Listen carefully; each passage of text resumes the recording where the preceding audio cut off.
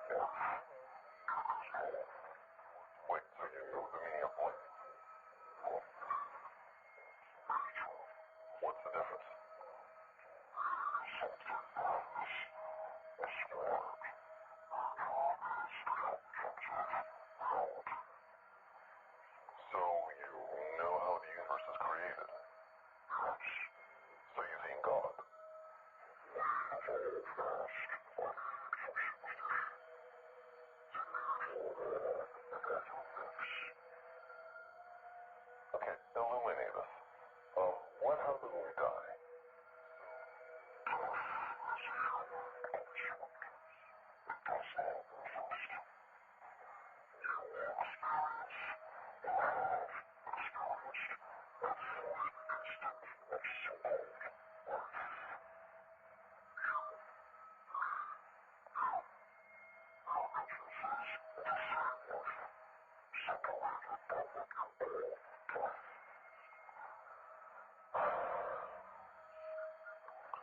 Okay, so let me get this straight.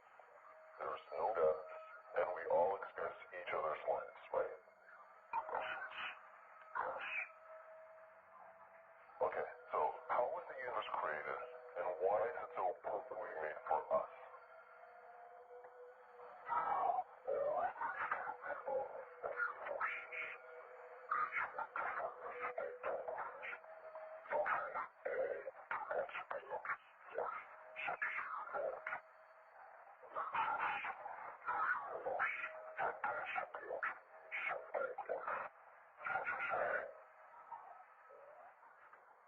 Moving on. Okay, so why do we destroy ourselves with nuclear war?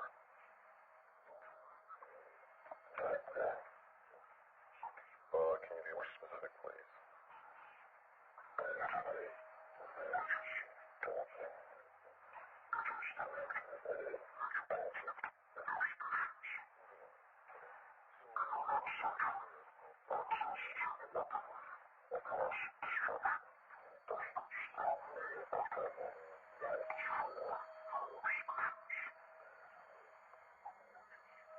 Okay, one last thing. What about morality? What are you basing your morality on?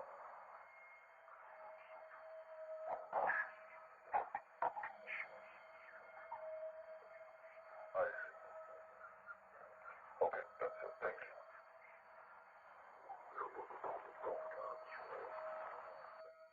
What about morality? What are you basing your morality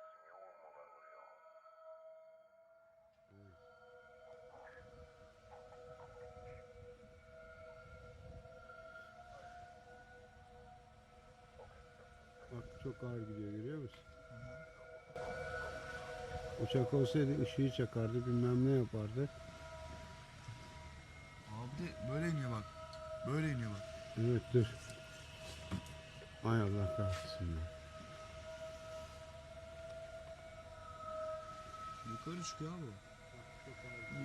Aşağıdan gelen de ağır bir UFO ya. Aşağıdan başladı yukarı çıkıyor abi. Evet. İnmiş. Oo Salih, görüyor musun? Bakayım. Oo, bak bu tam o kadar beyaz ışık. Şey açtın mı? Evet. Baksana Salih. Şurası. Hayır, oraya değil. Buradan hayal bataryaya. Salih, görüyor musun beyaz ışığı yukarıda? Işığı kıstım biraz. Ama duruyor değil mi orada? Orada ya baksana. Hı hı. Önünde de bir şey var ya. İki tane mi? He? İki tane. Yok, bir tane. Önünde bir şey var yani. Ana gemi bu ya. Hayır, oraya değil. Ağır gidiyor ama, farkında mısın? Yavaş, evet. He? Yavaş. Evet. Bayağı girdim zoom'a. Geri ya, geri. Yeminle girdim ama elim titriyor. Öyle bir şey yok ya. He? Öyle bir şey yok ama ya. Ağır gidiyor ama, değil mi? Çok yavaş gidiyor. Denize doğru gidiyor. Bir şey var yani. Abi bak, geçen ay da çekti, farkında mısın? Ağır gidiyor ama, farkında mısın? Şurada da bir şeysi var onun. Uranyum mu geliyor burada? Ne yapıyor? Bilmiyorum ama. Enerji mi oluyor? Dur, ne oldu? Işık mı kısıldı? Kıstırıyor dışını, geri He? Ağır gidiyor ama, değil mi? He? Denize doğru gidiyor. Dur. Abi böyle bir şey var mı ya? Ya kaç, 7000 filte falan bu. Evet, metaline baksana. Sanki siyah bir şey var önünde. Evet. Aha, gidiyor. Bulutlara mı gidiyor? Ha? Abi böyle bir şey var mı ya? Ya kaç, 7000 filte falan bu. Evet, metaline baksana. Sanki siyah bir şey var önünde. Aha, gidiyor. Bulutlara mı gidiyor? Ha? Böyle bir şey var mı ya? Ya kaç, 7000 filte falan bu.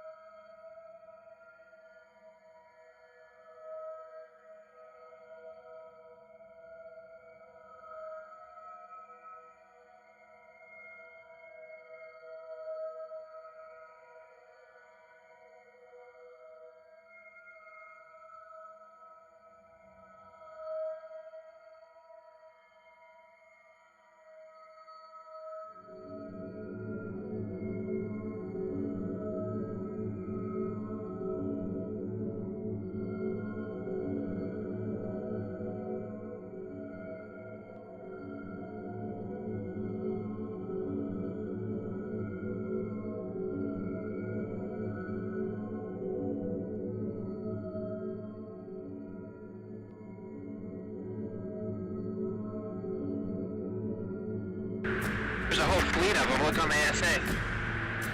My gosh. They're all going against the wind. The wind's 120 knots from the west. Look at that thing, dude.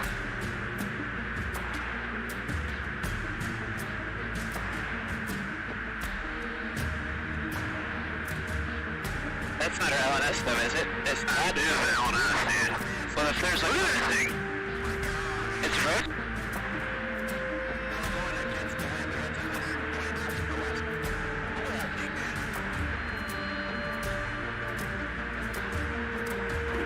Nickel 6-1, take Roger. Roger, there's troubleshooting. Are you Dox moving target?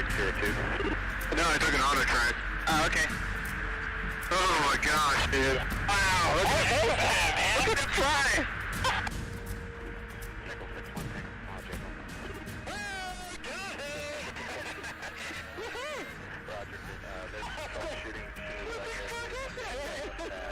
Are you Dox moving target? No, I took an auto track. Oh, okay.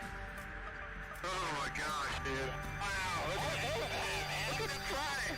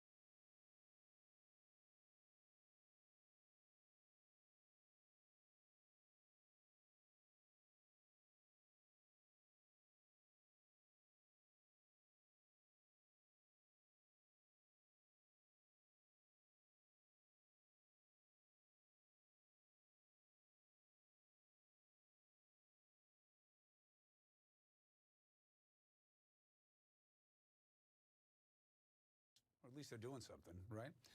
Next month, Congress is expecting a report from the Director of National Intelligence and other agencies on UFOs or UAPs. And that's the government term for them. It stands for Unidentified Aerial Phenomena. Why? Well, a retired U.S. Navy pilot came forward to say he and his crew witnessed an unidentified flying object on the coast of the Atlantic several times. And he's not the only one. Joining us now, someone who has personally witnessed sightings, retired Navy Chief Master at Arms Sean Cahill, joined by Christopher Mellon, former Deputy Assistant Secretary of Defense for Intelligence. Thank you both. Appreciate you for joining me. Good evening, Chris. Pleasure, thank you. All right, so let's dispense with the obvious here. Chris, people are going to eye roll and say, boy, was Cuomo light on what to talk about tonight. Why is this worth discussion? Because we have recurring violations of U.S. airspace by unidentified vehicles that are very capable, in some cases more capable than anything in our own inventory. This has been going on for years. The truth is just emerging. We've had a massive intelligence failure, and we now have a threat, an unknown threat that we need to figure out. So, Sean, it's not that you're worried about something out of a movie coming to get you. It's about the threat right here on Earth and how it's being motivated without our knowledge and ability to counter. That's correct, Chris. In 2004, I was the Chief Master at Arms on board the USS Princeton, and the technology that we witnessed with the Tic Tac was something that we would not have been able to defend our forces against at the time. Help me understand that. As the uninitiated, what does that mean to us? Well, sir, that means that what we saw in the Tic Tac and what Mr. Luis Elizondo describes as the 5 observables indicate a technology that outstrips our arsenal by at least 100 to 1,000 years at the moment. 100 to 1,000 years. So, meaning, like, what kind of technology was at play that you were able to identify it but know that you can't match it? Well, first of all, the aircraft had 0 control surfaces. It had no means of propulsion that we could detect. It moved at hypersonic velocities, and it preceded the pilots to their cap point. So it seemed to have some knowledge of where the pilots were headed ahead of time, and we don't possess those abilities to do that in our arsenal at the moment. What does that sound like to you, Chris Mellon? Well, we clearly are vulnerable, and this has been going on for too long. Finally, our Congress is learning of this situation. They're beginning to react.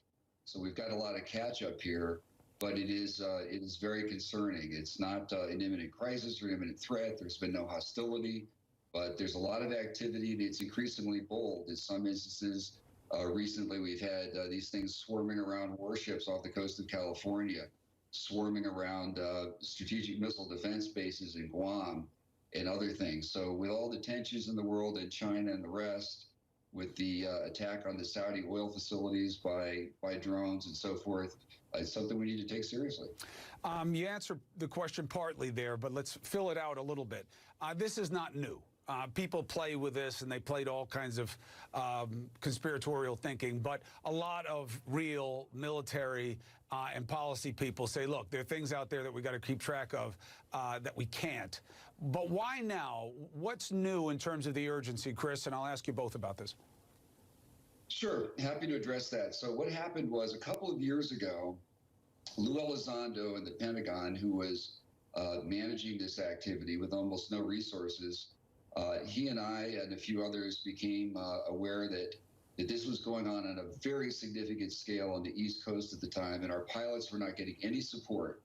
The intel community was not responding. Nobody was helping these guys out, and it wasn't being reported up the chain. It wasn't until that got into the New York Times and got to the attention of Congress that finally our leadership in both branches of government became aware that this was going on. So this has only just come to light. Sean, what do you think is the likely universe of explanation that will come up at the end of these reports and addressing of this? Chris, I think that we're going to find that this phenomenon represents a very large spectrum of different things. At edges of that spectrum are going to be near pure technology of our adversaries here on Earth. At the other end of that spectrum is going to be something that we don't yet understand and haven't identified yet. So I hesitate to speculate on the source, but I can tell you that I don't believe that this is within our arsenal of any human technology at the moment. So when you say that, it almost guarantees that not just your good looks, but that statement will get this picked up and sent all over the internet, because there'll be a legit military person saying that maybe this is from outer space. Do you want that to be taken from people? Any human technology. Well, that would be taking my words out of context. What we can say is that we don't know what this is, and it's here. It's going to take all of us to figure this out together. And Chris, what's your comment on that? Bill's to say, look at the resumes of these two guys. They're both saying that it might be from another world. From outer space. There's no scientific reason or basis to doubt that possibility. That's a hypothesis that could explain the facts. People need to be open to that. We're spending billions looking for extraterrestrial civilizations. We've got spacecraft that have already left the solar system. It's possible somebody found us before we found them. And the age-old question that I've been watching in movies my entire life: if they are smart enough to come here and have such advanced technologies, why don't they talk to us? Well, if they're that smart, what would they have to learn from us? When you go to the zoo, do you talk to the animals?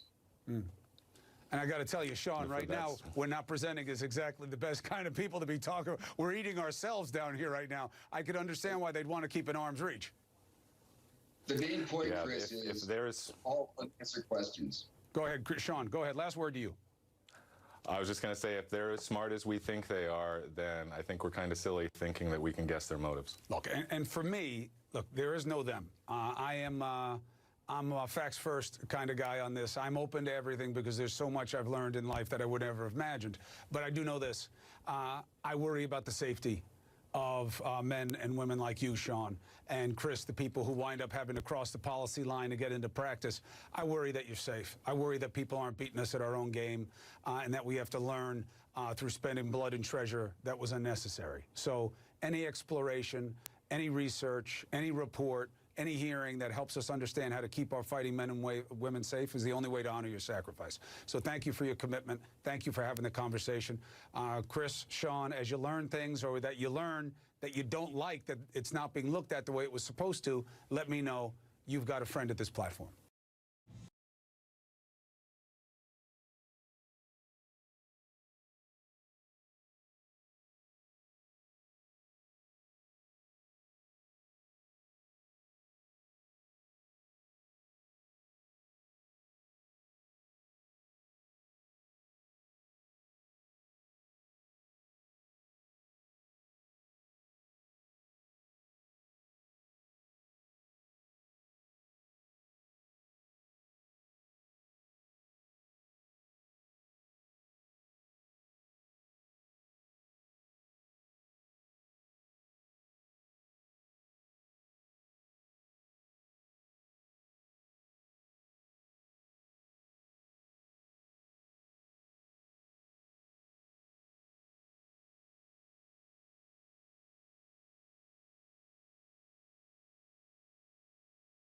Interesting stories, and I know, Richard, you're always following this. The Pentagon now continues to investigate an increasing number of UFO sightings, and once again, we're seeing new video.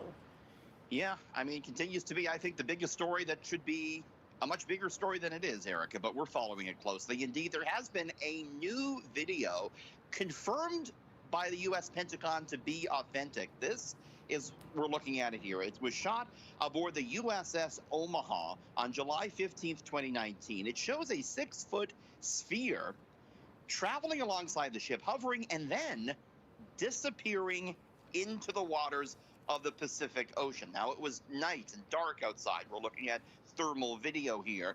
It's been reported that as many as 14 of these spheres surrounded the Omaha and were detected by the ship's sensors as well. Now, we've seen the Pentagon confirm several videos like this over the past 2 or 3 years.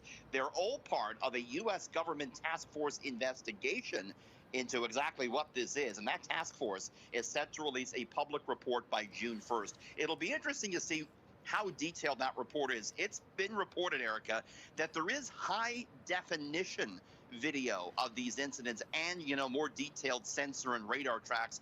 Whether or not we get that on June 1st is going to be a big question, but certainly very notable that the U.S. government says, here's another video.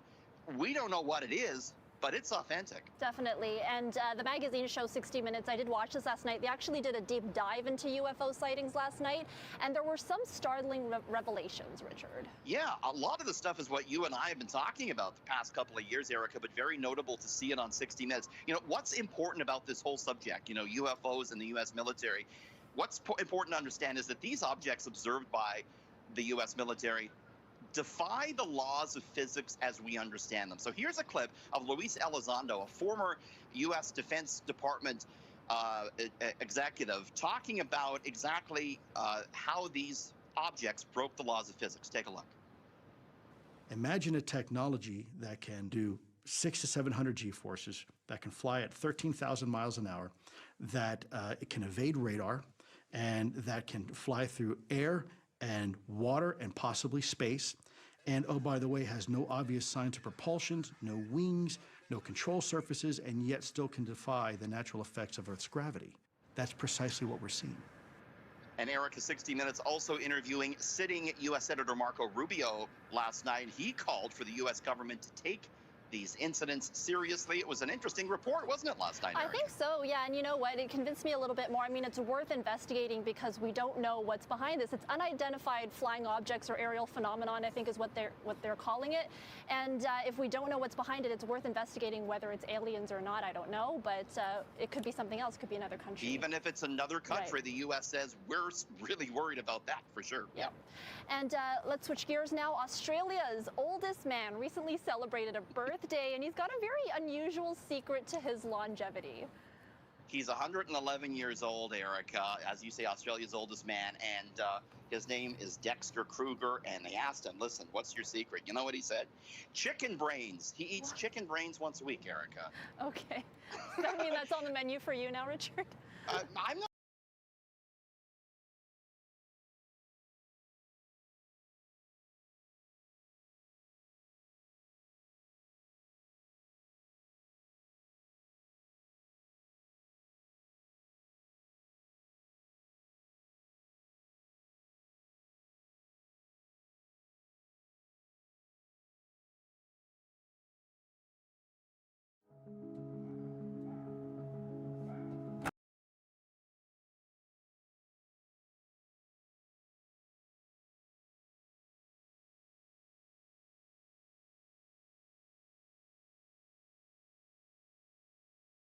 Said, give me the general's telephone number, give him a heads up that I'll be calling.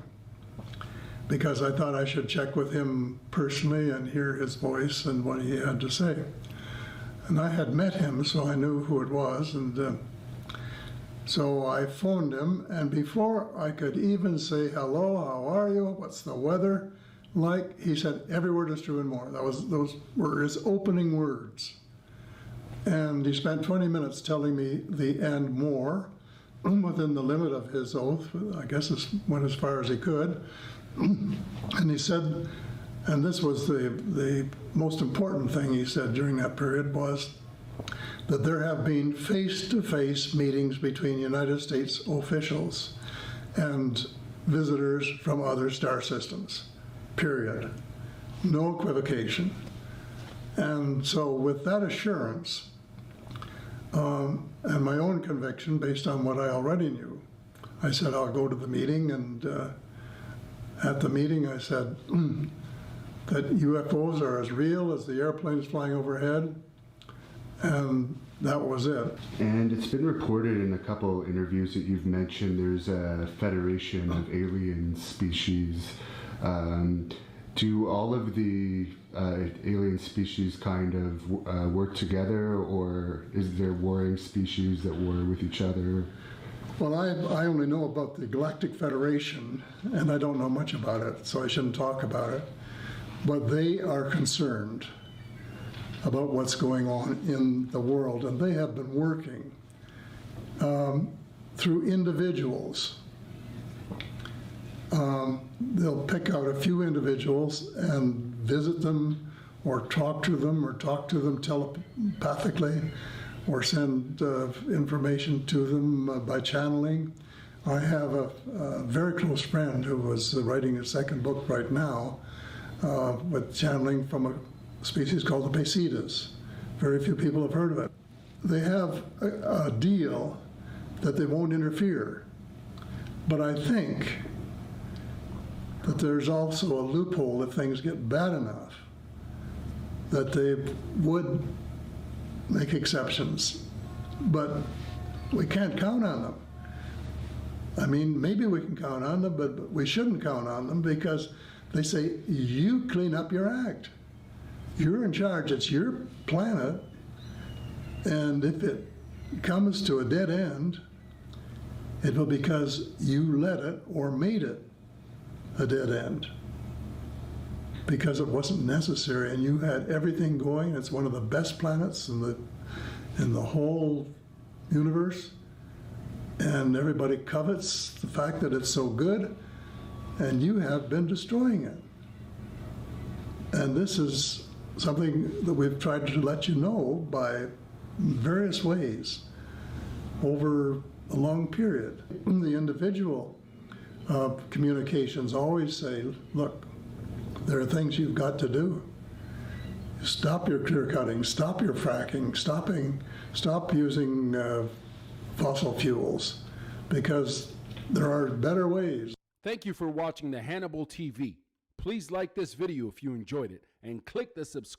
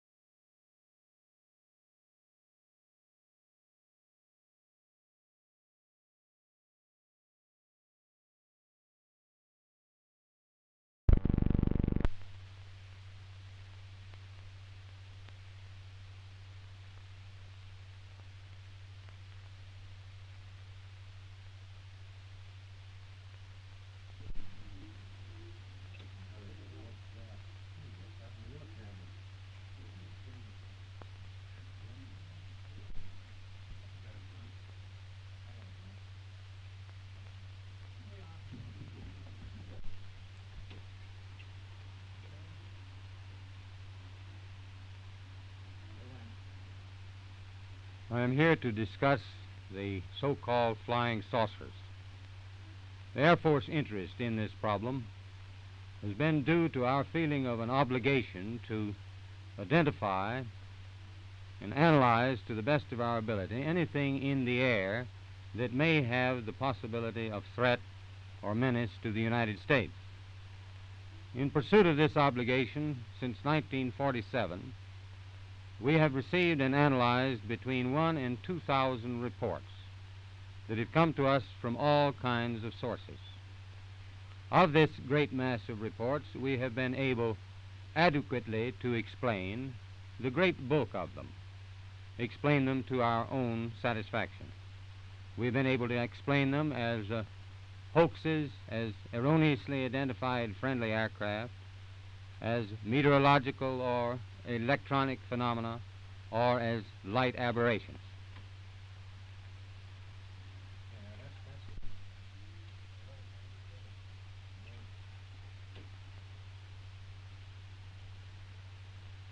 However, there have been a certain percentage of this volume of reports that have been made by credible observers of relatively incredible things. It is this group of observations that we now are attempting to resolve.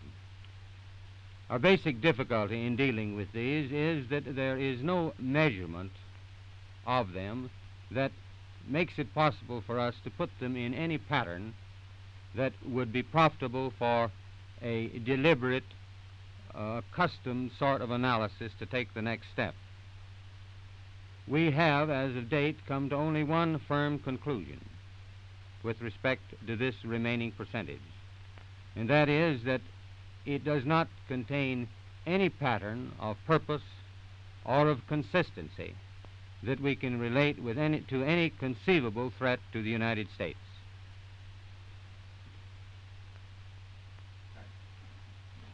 Is that?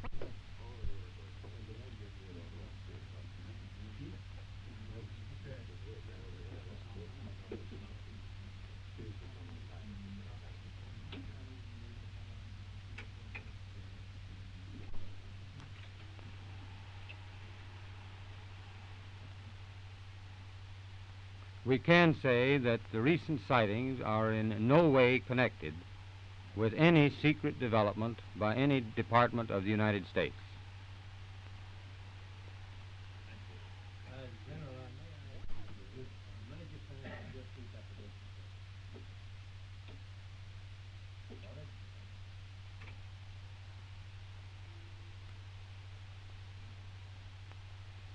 We can say that the recent sightings are in no way connected with any secret development by any agency of the United States.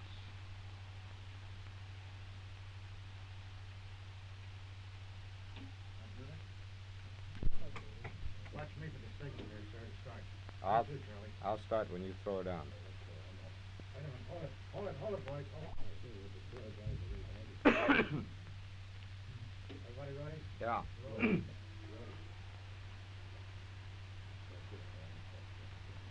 Major Keyhole, as author of the book Flying Saucers Are Real, what is your opinion of these new sightings of unidentified objects?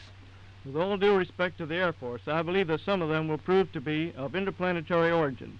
During a 3-year investigation, I found that many pilots have described objects of substance and high speed. One case, pilots reported their plane was buffeted by an object which passed them at 500 miles an hour. Obviously, this was a solid object, and I believe it was from outer space.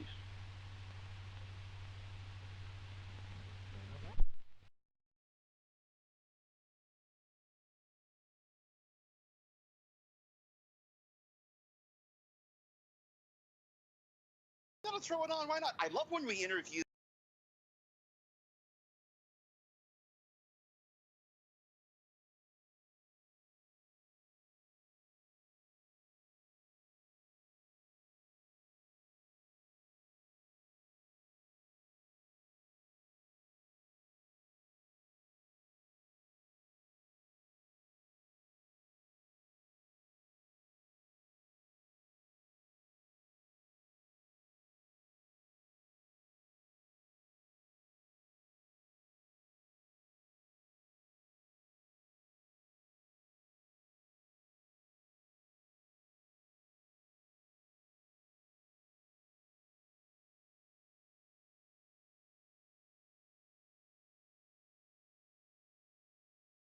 Richard Southern joins us to chat about some of the day's more interesting stories, and we begin with Richard's favorite topics, UFOs.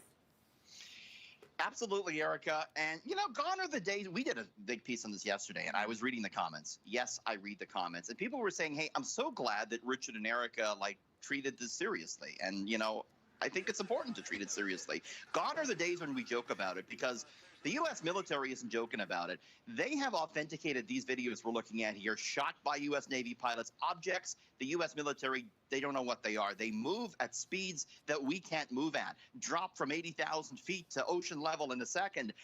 It's been a big story. 60 Minutes did a big piece over the weekend. Anyways, weighing in on this now, former U.S. President Barack Obama. He was on the Late Show with James Corden last night, and he appeared to also confirm these videos. Take a look. There's footage and records of objects in the skies that we don't know exactly what they are. We can't explain how they moved, their trajectory. You know, I think that people still take seriously trying to investigate and figure out what that is. Erica, he added, quote, "The truth is, when I came into office, I asked, is there some lab somewhere where we are keeping alien species? He said he got the answer back from his staff, no. So he tried to find out. He said he didn't find out, but again, saying that those videos look authentic. What do you make of this, Erica? I'm with the former president on that. I mean, it's something to investigate, definitely. And, you know, I was skeptical before, but I think now, you know, hearing top officials or executives say things like that, it's working remotely can be a challenge. Validating it. Pentagon to release a report by June 1st, and we'll bring that to you as soon as they release it on this matter, Erica. All right. How does a song reach the top of the music charts? A new study says there's some actual science behind simply lyrics. Yeah, I mean, it seems this way, right? The lyrics are a lot simpler now than they used to be, don't you think? Yep. I mean, you know, we had the poetry from Bob Dylan, and now we're listening to, you know, Miley Cyrus.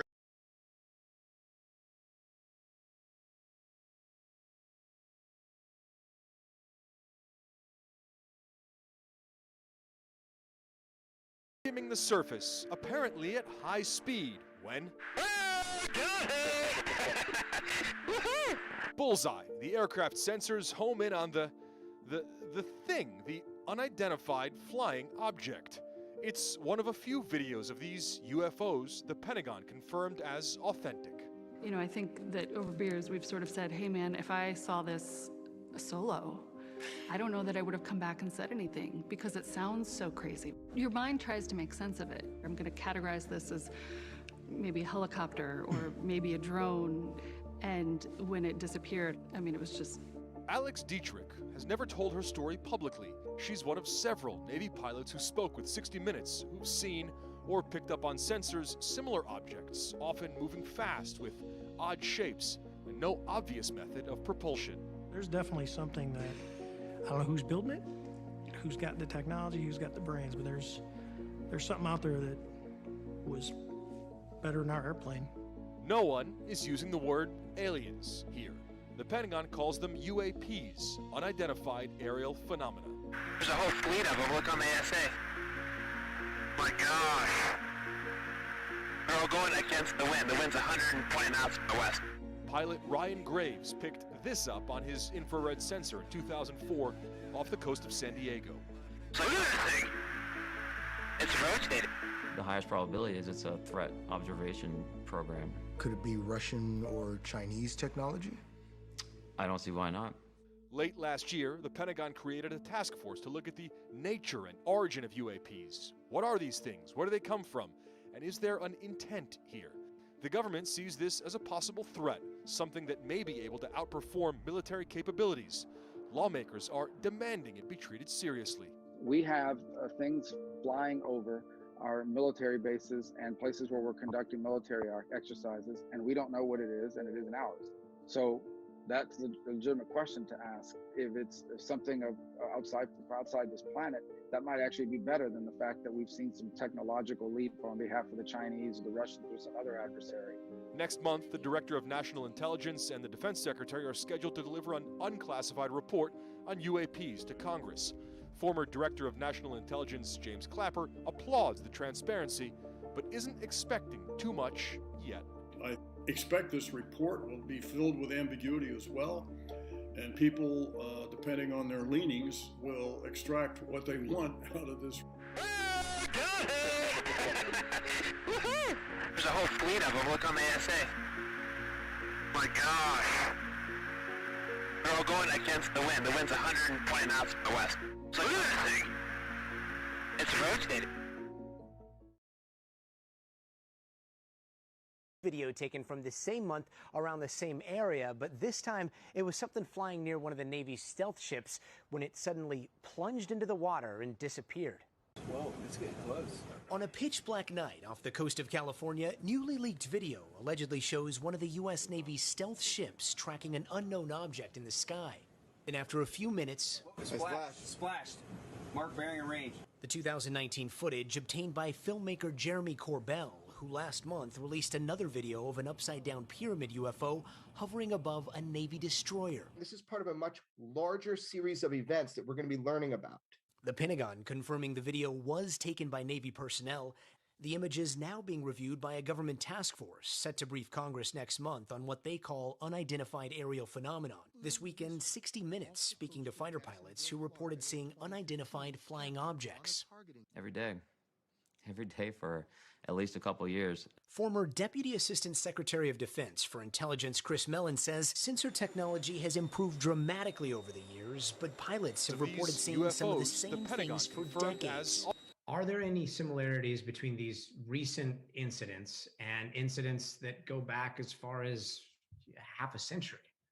There seems to be a lot of continuity there.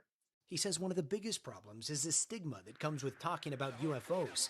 Something a Navy lieutenant commander also told CBS she struggled with after she and 3 others saw a 40-foot flying object disappear in 2004.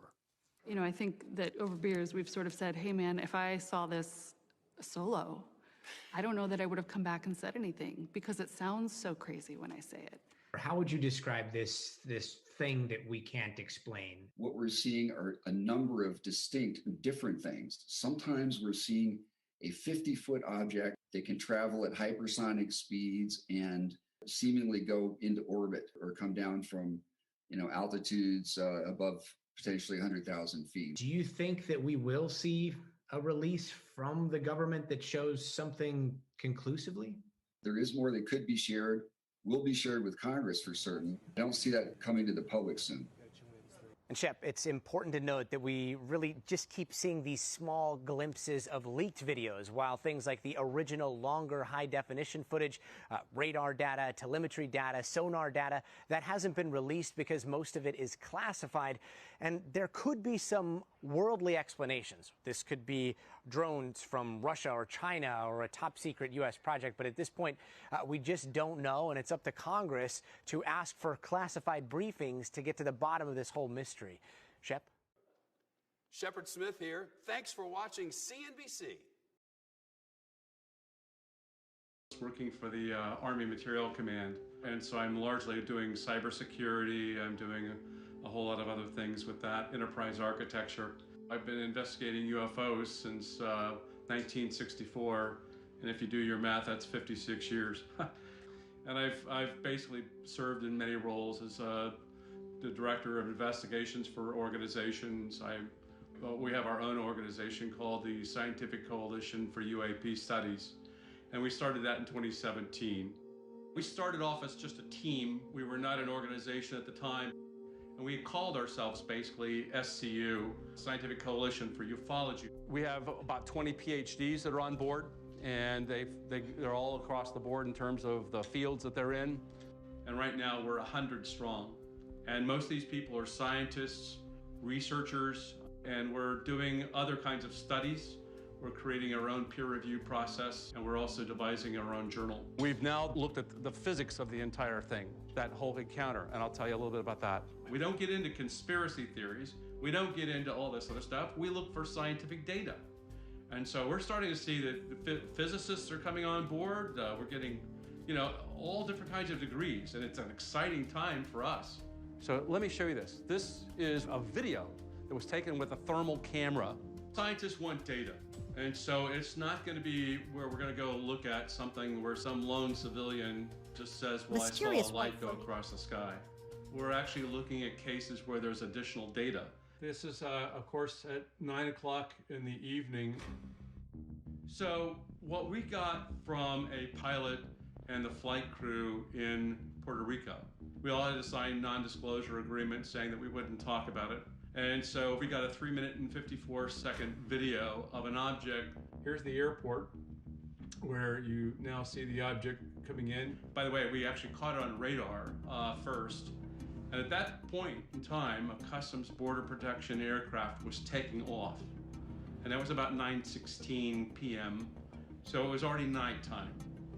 They had just taken off, and they contacted the control tower because they said, well, I thought you said that we were cleared for takeoff. And what is this object that's up here that's coming toward the airport? And so they basically watched and tracked and filmed that object for 3 minutes and 54 seconds. It makes a loop around the airport, and it then goes into the water. It hit the water at about 109 miles per hour.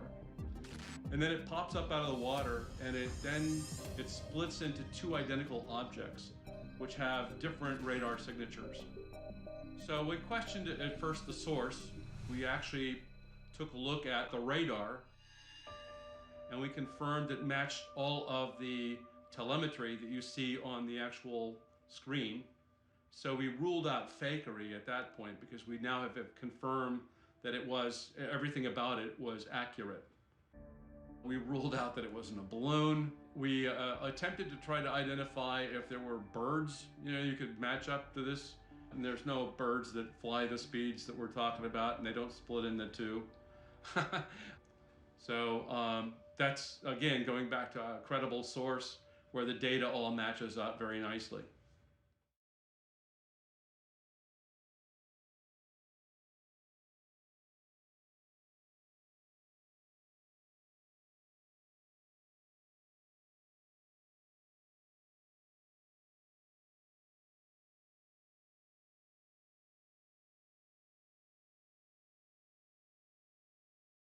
Thinking about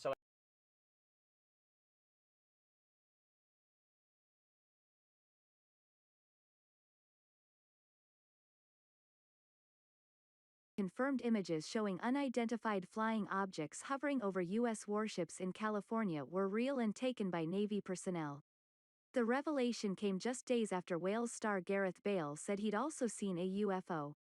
The images captured by the U.S. Navy were said to have been leaked from an official investigation into unidentified flying objects, which was readying evidence for Congress due in June.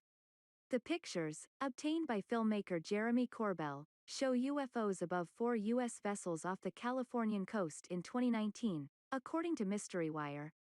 One image shows a pyramid-shaped object and others have been listed as unknown. The images in question are from July 2019 when several U.S. Navy vessels witnessed what may or may not have been extraterrestrial craft. The U.S. military has confirmed the veracity of several photos and a video taken by naval personnel in California in 2019 when suspected UFOs flew over U.S. warships there, Metro reports, citing Mystery Wire. The evidence in question was apparently leaked from an official investigation to a filmmaker named Jeremy Corbell, who said that their authenticity has been confirmed by the Pentagon, the newspaper adds.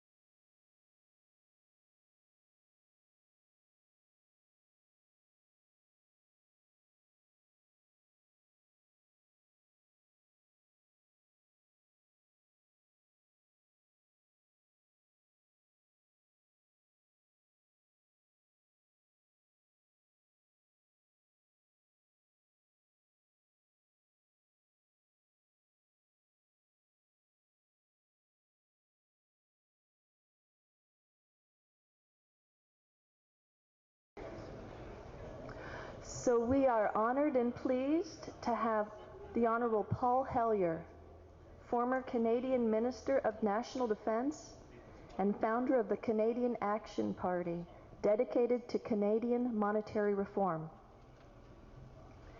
He will present Canada's strong history of public banking, what it did for the country in its heyday, and how it got suppressed by private interests.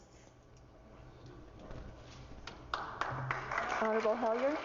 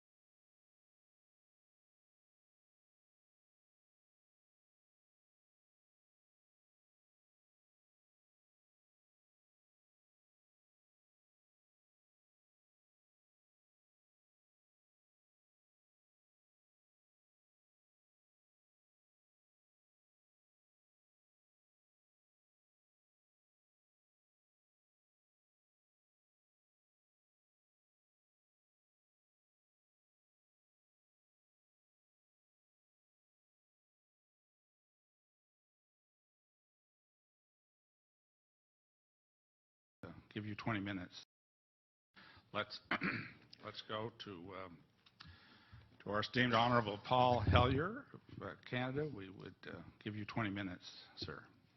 Thank you very much, Mr. Chair, and thank you for giving me this opportunity to speak. And thank you, Steve, for the invitation. My name, as I said, was Paul Hellyer. I'm a former Minister of National Defence for Canada. I served in 3 governments during a total of 23.5 years as a Member of Parliament. Although as Minister of National Defence, I had sighting reports of UFOs. I was too busy to be concerned about them at the time because I was trying to unify the Army, Navy, and Air Force into a single Canadian Defence Force, and that itself was a kind of battle to the finish. So this was not high on my agenda. But about 10 years ago, I started getting interested due to a young man from Ottawa sending me material on the subject. I told him I was too busy to read it, but he had confidence that someday I would. He sent me a copy of Colonel Corso's book, The Day After Roswell. It took me a while to get around to reading it, but I took it for my summer reading in 2005 and was really impressed with what was contained in it. And what I thought to myself is there are huge issues here, huge issues. And the American people and the people of the world have a right to know what's going on because they're part of it. It's not just an isolated thing. And so after confirming the contents of the book with a retired United States Air Force general, I accept the invitation of Victor Vigiani, who's over here somewhere, and his cohort, Mike Bird, to speak to a symposium at the University of Toronto. And I said, UFOs are as real as the airplanes flying overhead. General. That gave me the dubious distinction of being the first person of cabinet rank in the G8 group of countries to say so unequivocally. To a symposium at the University of Toronto. And I said, UFOs. Since then, I've learned a lot from many sources, including a number of the fantastic witnesses that we have heard these last 4 days. They were so outstanding. I was just really blown away with them, the amount of information that was available.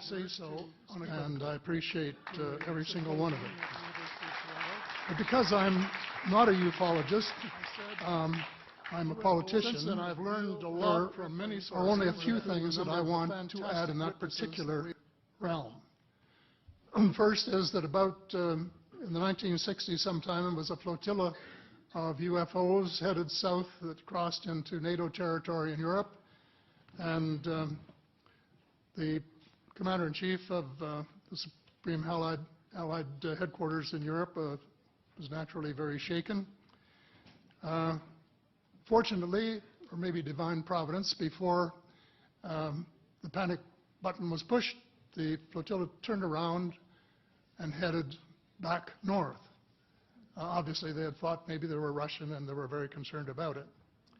Anyway, an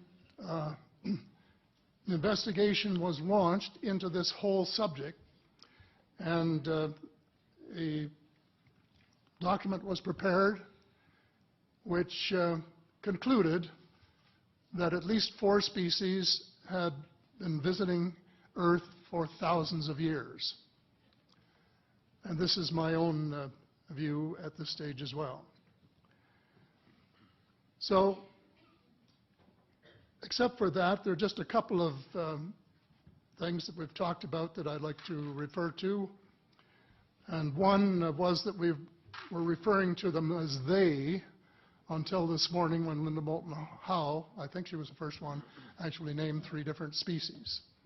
I have brought my latest book called Light at the End of the Tunnel, A Survival Plan for the Human Species, as an aide-memoir, and I name 5 different species here. I'm aware of more now. As a matter of fact, I saw a document just a few days ago that mentioned 20. And I think you, Mr. Chairman, were interested in some of the places they might come from. And I have in here Zeta Reticuli, R-E-T-I-C-U-L-I, Reticuli, the Pleiades, Orion, Andromeda, and the Altair star systems. So I don't think we can any more refer to them as they, because they're not an amorphous mass. They are different species and consequently may have different agendas. I don't think we can say that they all have the same agenda any more than we could say that the United States, China, and Russia had the same agenda. Our real interests may be very similar, but as of now, our perceived interests are still quite far apart. One more observation before I begin what I want to say, and that is that we spent quite a bit of time talking about the 66-year-old cadavers. And I was glad to have Linda this morning finally say that there are live ETs on Earth at this present time, and at least 2 of them probably working with the United States government. The other species that I learned about not too long ago was called the tall whites. And this is when Paula Harris broke the story just a few years ago. And through her good offices, I had the chance to talk for about 3 hours with former Airman Charles Hall and listen to this absolutely fascinating story of how he was working with, first of all, he was scared out of his skin, but after that, when he got to know them, how he was working with, and finally they became to trust each other and have a good working relationship with the tall whites at the gunnery range at Indian Springs in Nevada. And these tall whites were living on United States Air Force property and working in cooperation with the United States Air Force and sharing technology with them. He wrote a book, incidentally, called Millennial Hospitality. There are 4 different versions, but Paula says that Millennial Hospitality number 2 is the best. I think that's the one I read, and it's a very interesting read if you want to sort of get inside the problem of what it's like to bump into these people floating across the terrain in the desert. Well, enough on that for now. My interest is in full disclosure. And my only caveat is I think probably I would say 95 to 98% full disclosure. I know of one or two things that I'm not sure should be in the public domain, at least yet. They will be someday, I'm sure, but not maybe immediately. But just as children survive the idea of the Tooth Fairy and Santa Claus when they become adult, I think that tax-paying citizens are quite capable of accepting the new and broader reality that we live in a cosmos teeming with life of various sorts. The fact that some other civilizations are more advanced than we are may be humbling, but that could be a necessary step in our survival.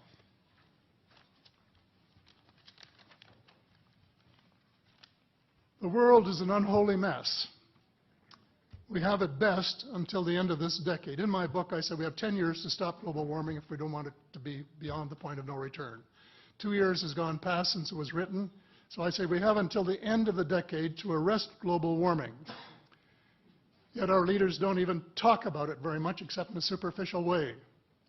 They appear to be more interested in starting wars to control more oil and, in effect, prolong the gravity of the threat. Of course, even if they took the problem seriously, they wouldn't have the finances to finance the transition from oil to the clean economy, to clean energy, because we have an infinitely silly banking and financial system in the Western world.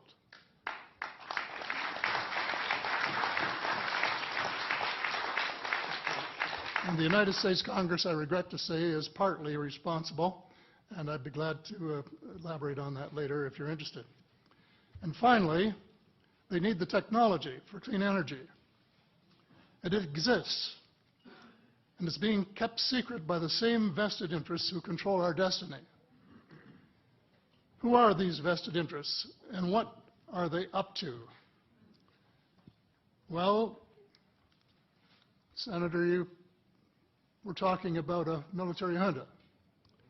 In my opinion, that is true, but I have broadened and deepened the definition to cabal, and the cabal comprises members of the Three Sisters: the Council on Foreign Relations, the Bilderbergers, and the Trilateral Commission, the International Banking Cartel, the Oil Cartel, members of various intelligence organizations, and select members of the military junta, who together have become a shadow government of not only the United States, but of much of the Western world. The Council on Foreign Relations is the oldest of the Three Sisters, and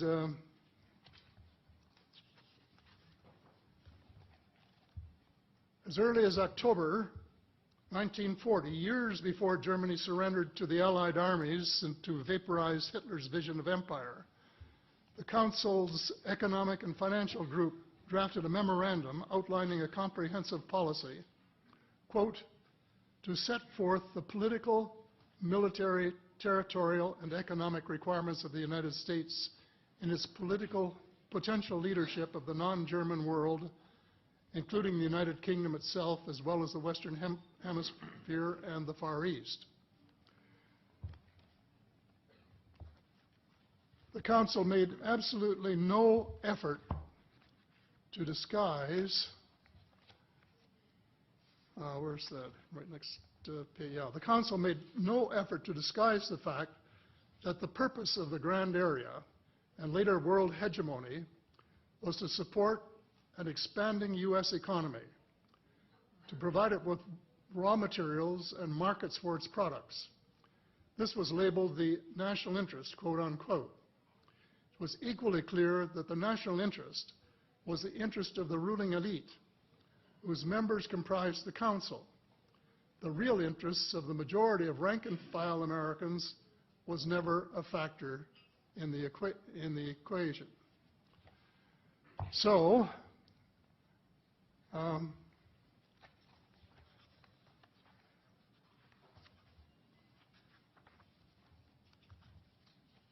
Mr. David Rockefeller, who was a member of all three of the sisters, is quoted as saying this: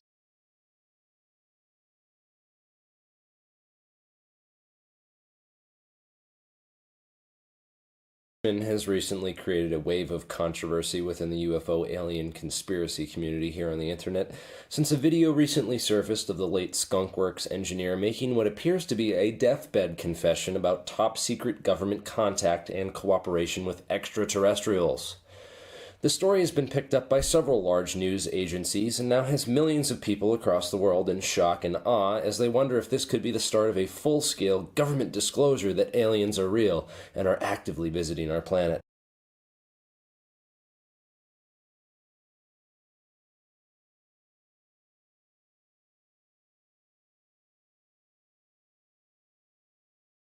A lot of people don't know this, but the best way to make money with Amazon in 2021 .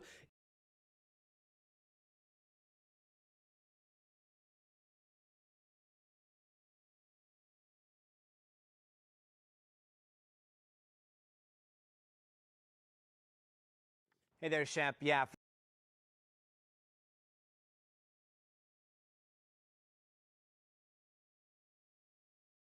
Last month released another video of an upside-down pyramid UFO hovering above a Navy destroyer. This is part of a much corpses of interstellar species. For many people, this location is real, but others believe that it's all a fairy tale. Today, we're going to talk about one scientist that claims he visited Area 51. Just before passing away, Boyd Bushman declared that he had visited Area 51, which it is located somewhere in the state of Nevada. He confesses what apparently happens in the base. The video was recorded on August 7, 2014, when Bushman was on his deathbed. He shows a lot of graphical material which highlights many photographs of alien origin supposedly taken at the base. He also claims that Area 51 has a UFO in which scientists. My name is Boyd Bushman. I'm a senior scientist from Lockheed Martin. I have 27 patents. Approximately 13 years ago, I ran across a person who had been given a job by Dr. Teller. Dr. Teller was Oppenheimer's right-hand man, and even after Oppenheimer was thrown out of Area 51, Dr. Teller stayed there and was in charge of several programs. The person that I contact twice to 3 times per month is the head of that program now. And they continually update me on everything they possibly can. I do have a top secret clearance. I choose, however, for their purposes, not to use it because they, the intelligent ones of me and me, actually believe that a great deal of information should be lifted up from those dark recesses of Area 51 and moved over so people can see it. So that's what began about 13 years ago. Since I am a scientist, I do not believe in theory. I basically say, follow the data, theory be damned. If something can't verify by a physical test that something is true, then I do not care to accept it in that I present.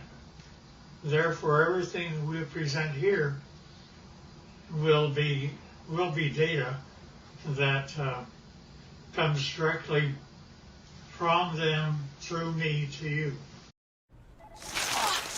So you need a freelancer. The obvious choice is going to Fiverr. The subject of today there are those that are acquainted with the fact that there were Phoenix lights that occurred over Phoenix about 2 years ago. They were photographed, and those really turned out to be just blobs across the Phoenix sky. It turned out to be that a very dear friend of mine took his wife up a mountain on Valentine's Day, and they took a photograph of Tucson. Turned out to be, when they developed the film, there were a total of 5 UFOs across Tucson proper. And this is Tucson as they saw it. Can you get that? So here's the picture of Tucson as he had it. Then, as he developed further, notice that there are 5 very distinct UFOs along the top of the mountain. Mm-hmm. One of them is even canted a bit, about 45 degrees. Now, the person that took the film said that he had a mothership underneath and Air Force General. one up high. This shows the high one. Mm-hmm. I don't know if I know that I can buy the ship. My name is Scott Faree. I live in Vail, Arizona. A friend of mine who manages a nonprofit in Tucson asked me to take some photos for him for his website. And he was looking for a sunrise picture of kind of the skyline of downtown Tucson. So I had gone out actually on Valentine's Day evening. I dragged my wife up to A Mountain so that I could go up there and just block out some shots, kind of plan the photos that I was ultimately going to take for that website. And so we got up on A Mountain just as the sun was setting. I set up my Canon 40D on a tripod, opened the shutter up fully. I really wasn't looking for picture quality. I was, like I said, I was looking to block out where I wanted to set the camera and the angles that I wanted to take. And so I started to click off some photos, and I had these set with a timer release on the shutter so I didn't get any camera vibration because the sun was starting to set. We were running into fairly low light. And I took, I don't know, it was probably 6 or 8 pictures. I figured I'd had enough that I could take a look at tomorrow, take a look at the next day and decide what I liked. So we went out to dinner that night, went home the following day. I uploaded these photos onto my laptop, and I noticed some lights that I really didn't expect to see up above the Santa Catalina Mountains. And upon closer inspection, and as I really ran out the contrast in the photo, I ended up with something that I still can't explain to this day. This is the original photo, and these lights were showing up just over the top of the mountain. I took a second photo probably 5 or 6 seconds later, as long as it would have taken for me to reset the timer. And in fact, this group of lights was in a much more narrow band, and now about, well, I don't know, I can't really say distance-wise, but they'd moved quite a ways from where that original grouping had taken place. So I still have no explanation for the camera, or for the pictures. These images, these lights have not shown up in any other photos that I've taken. I'm at a loss as to what they might be, and certainly curious as to where those lights came from. They certainly are very, very similar images. Here's up and flying. Let me go through, now on the ships, in order for me to believe it, I had to get blow-ups, and so here are 2 of them, which is blown up much higher. And I think I have one that, yeah, you can see the 45-degree candidate UFO. Get leaf filter at End Gutter Cleaning for life.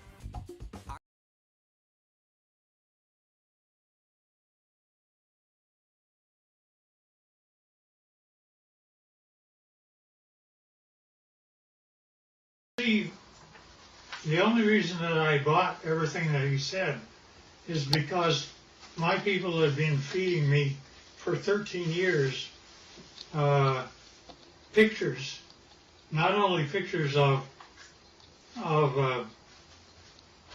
just plain pictures, but I gave them assignments, being a senior scientist, and they got a picture of up close and personal. This is a UFO which is ready to take off, and it is very up close. And they inform me that there are 3 elements which the UFO is contained. One is telluride, the other is germanium, the other is palladium. I did not say a metal once.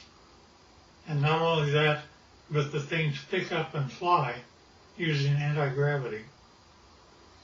Now, that's one picture. Here's another picture. In this case, the UFO is not turned on, ready to fly. Therefore, it only shows on the upper part of it. And generally, it's white on the underside when power is applied. Here's also another of the same order. Now, these UFOs are 38 feet in diameter, and it was rather surprising to me, since I actually physically gave them my camera. They took this picture as a UFO was departing. Within one flick of my camera, they got 3 UFOs. That's real. And yeah, we don't know why either. Now also, when UFOs come in, they like we have a heads-up display for our pilots. They do too. This is what their pilots see in order to tell them how to come to Area 51 and land. And not only that, they can go to a vertical hole in a mountain over 51 and go down a shaft. They don't have wheels. They don't have anything like that. They take off by going up straight, and then not only that, but they travel extremely rapidly. Their home planet is Quintonia, which is 68 light years from us. They, to my surprise, when I asked them how fast they take to get from that, it should be 68,000 years to make it according to Einstein. But they're able to make it to us in 45 years. So I gave them an assignment to photograph the planets from space as they were coming back. And they did that. And you see Jupiter and Saturn and Mars and Earth as it's seen by UFOs. And here's another. Now, we aren't going through motherships or anything like that. Nevertheless, those are the UFOs. Now, when they actually get powered up and actually start traveling, it turns like this. You do not hear sound. They're up. They travel like that. They look like that, and they travel extremely rapidly. Now, the question is who are they? Here's another one that's, you see the bottom, how it's all white?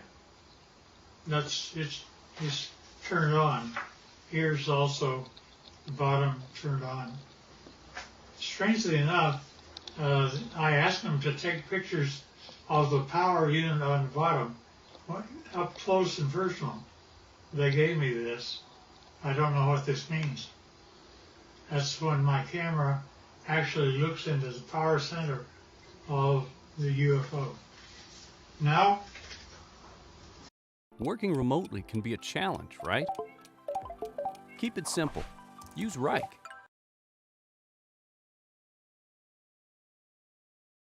I asked them to tell me about who was flying these things. He therefore said, fine, they're approximately 5 feet, 4.5 to 5 feet tall. They had one or two of them around it that were 230 years old, and we have a total of at least 18 that exist and operate with our facility as Teller set it up. Now notice the eyes are different, nose are different, but they do have 5 fingers, 5 toes, 2 eyes, and rather strangely enough, I asked him how they communicate. He says, well, it's like this, Boyd. You all of a sudden have a question in your mind. You walk into a room with one of them, and all of a sudden you find yourself giving the answer to your question in your own voice. They're able to use your own voice by telepathy to talk to you. And I said, fine. Now that's how they look front. But when you turn around and look at the back, it's like that. Now notice that they have 3 backbones. They're actually cartilage. Nevertheless, it's a much more efficient system as ours. They also have 3 ribs in their system rather than more. This is also the back side of an alien. Here's a 45-degree look.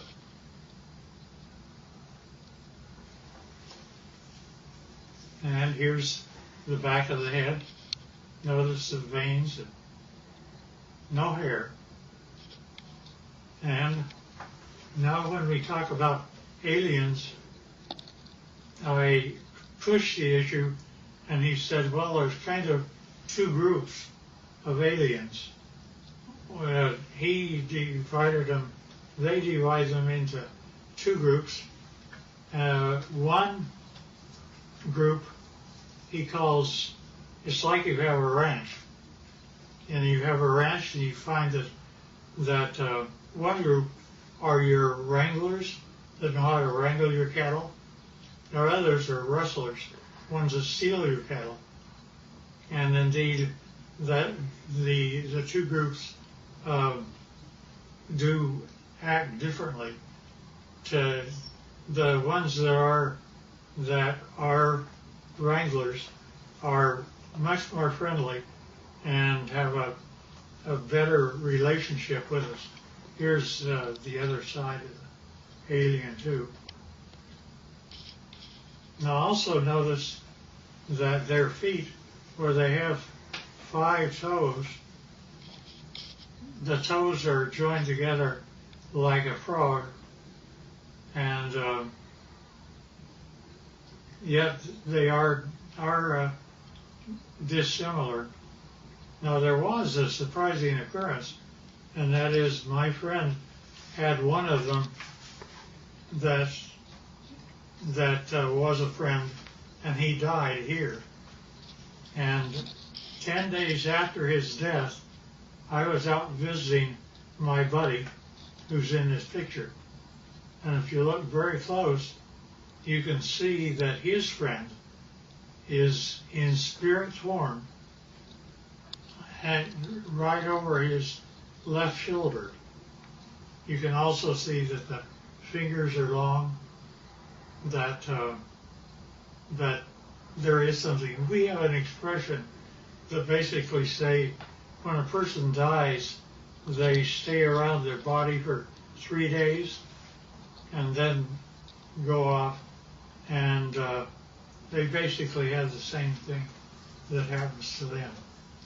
Now, with respect to the alien craft, we have American citizens which are suited up like this, and they are working on UFOs 24 hours a day, and we're trying to learn what to do.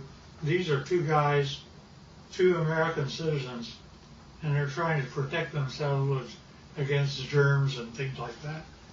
And here's another view of them. And here's another one. There's an upper part of a UFO and a lower part of a UFO.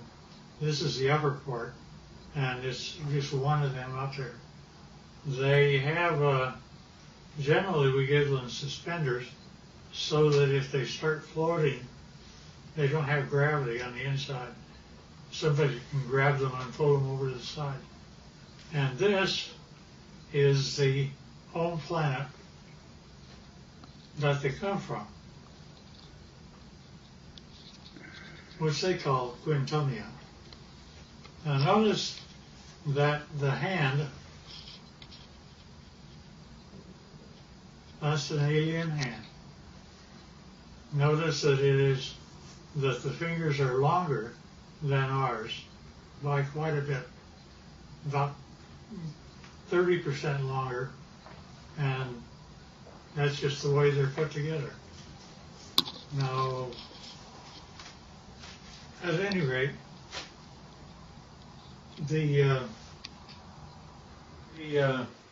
this process that introduced me directly or indirectly to Dr. Teller's work with the group that still is in charge of Area 51 and equivalent. Turned out to be a doctor, very, very fine gentleman. And I was carrying on a conversation with him. He saw how the subject was going. So he simply said, well, you need to know what I did one day. And I said, okay. He said, I was in the process of doctoring a pilot who was a test pilot, a Navy test pilot for the United States government. And it was 1947. Said he began, I don't know if it's a drug I had him on or what was occurring, but he basically told me that the radar group, had found a blip out over New Mexico, and that they would like to assign me to go out and check it out. So he said, fine, I'll do that. And he got the fastest airplane that existed then, which was propeller at the time.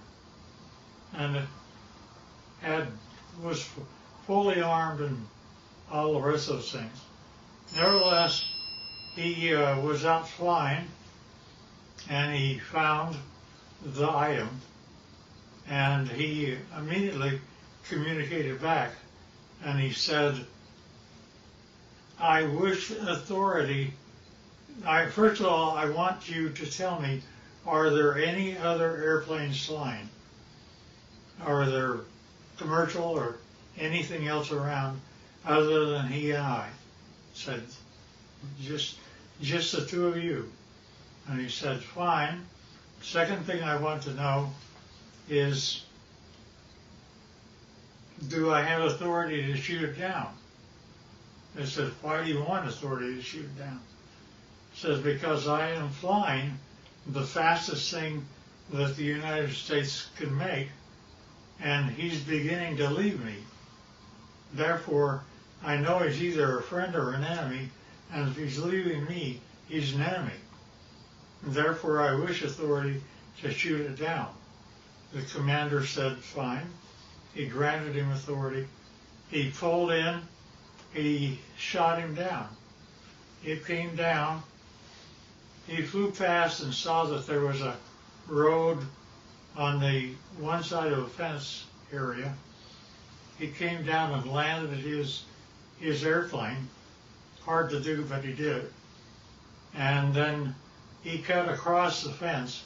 One of them, the door was open. One of them was out walking around. But he didn't care about that. He cared about what the vehicle was. So he went over, and rather strangely enough, when he ducked down, because they're only 5 feet high, he saw that he could see through the walls. Not only that, but as he stepped in, the floor was spongy. He looked at the 3 that were there, and they were dead. He knew they were. He'd killed them. But he also knew that the military would come, and he had put up with those guys for a long time.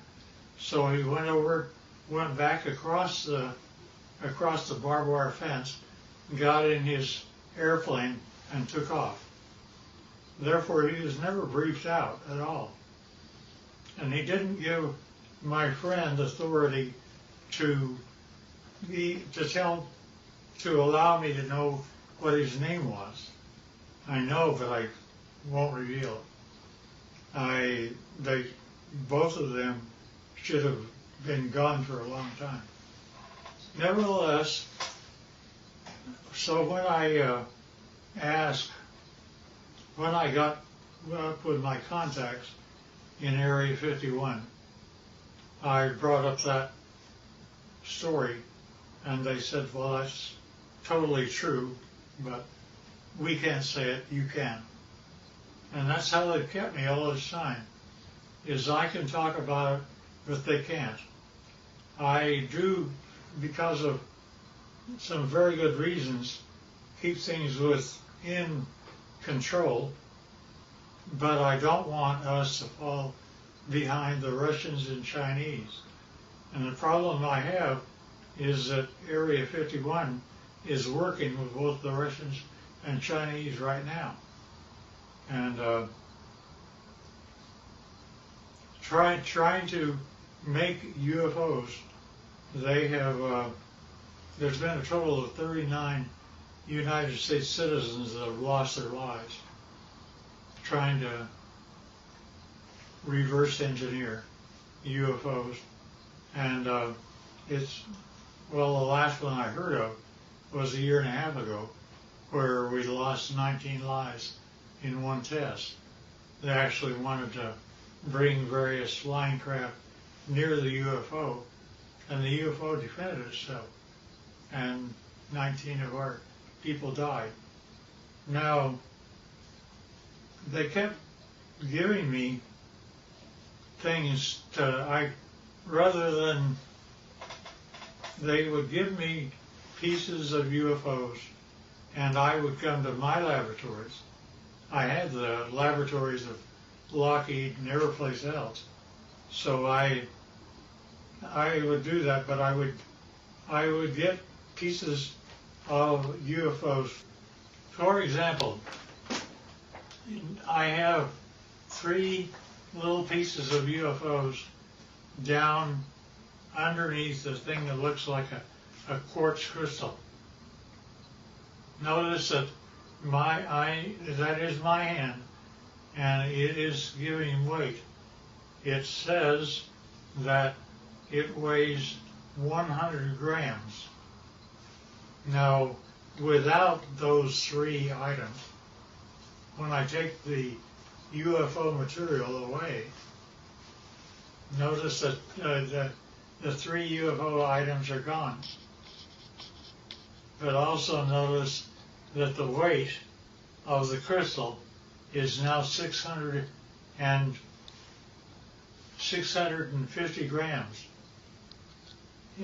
The implication here is that if I were to take the pieces of UFO and put them underneath an average man's scale, he would weigh 45 pounds. Basically, they're working in anti-gravity, and therefore our effort is anti-gravity. Now, not only that, but we take these same pieces of items, and I go to a standard voltmeter, and notice that in my voltmeter I am getting a total voltage of 249 volts out of one rock, one piece of UFO. Not only that, but the team took a piece of UFO and connected it up like this and was able to have a complete laboratory operate for 6 months with heavy equipment. And it goes all the way up to 12 amperes. And since you didn't really get this before, here's the foot with the toes joined together. And this is a better view of the same. Now notice also, this is the body of an alien, and where we have 6 ribs that are connected together, they have 3. And the total height is less than 5 feet. And they still look like this, not like you and I. Nevertheless, so we're able to obtain voltages and anti-gravity, and anti-gravity appears several ways, which is rather unique and nice. Scotty talked about UFOs. I basically said, yeah, I understand, because here is what Area 51 was giving to me since the year 2000 and beyond. Notice it's recent, and we have one triangle, then we have 1, 2, 3, 4, 5, and we have one that's 150 feet across, if not larger. And each one of these are separate documentation of UFOs that were photographed and taken across the world from the year 2004. Now, when you actually get what that all means, is a UFO, when it's white on the underneath side, is ready to fly like that. And it's anti-gravity, that's the reason you don't hear anything. But when it's just parked means just floating in air. It could be above your house, like this, and this. This turns out to be the heads-up display that the aliens see of how to go to Area 51 and store their craft. Nevertheless, this is what the craft look like. That's how they change power. And notice that here's an egg-like thing, but it's standing on end, only because it has no gravity itself. And that is a piece of UFO germanium. And this little dot is a piece of neodymium magnet, which is above the germanium, and it's floating all by itself. And that, again, is a UFO. And we don't know why, but the crystal appears to be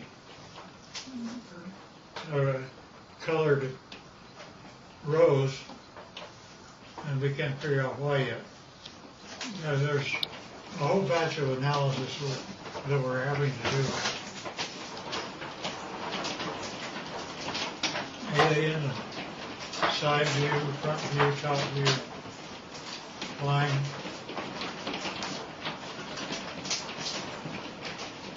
And that's the power center of palladium in the middle.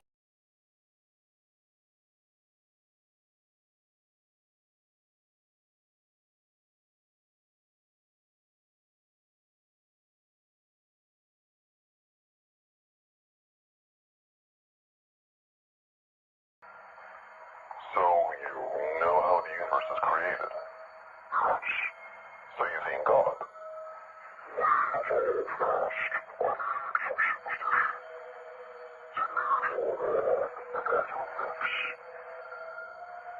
Okay, illuminate us. What happens when we die?